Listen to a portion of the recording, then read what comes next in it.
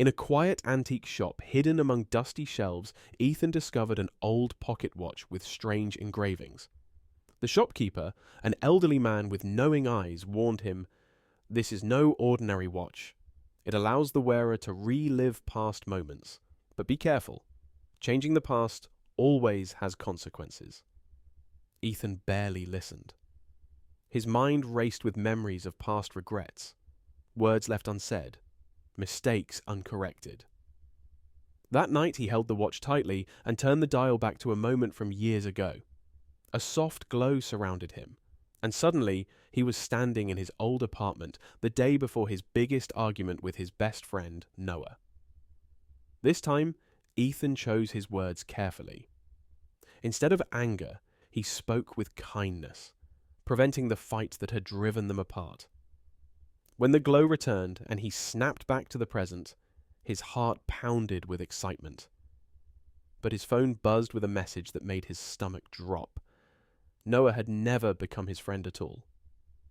Their years of memories were gone, erased by the change. Determined to fix it, Ethan turned the dial again. He leapt back to their first meeting, ensuring their friendship was restored. When he returned to the present, relief washed over him, until he realized something worse. Noah was now his best friend, but his childhood sweetheart, Emily, no longer knew him. Each attempt to set things right only unraveled more of his life. A kind word here erased a cherished moment there. A mistake undone led to a worse outcome. The more he tried to perfect the past, the more his present crumbled. Finally, exhausted and broken, Ethan stared at the watch, realizing the truth. It wasn't time that needed fixing, it was his own inability to accept life as it was. With a deep breath, he closed the watch and placed it in a drawer, vowing never to use it again.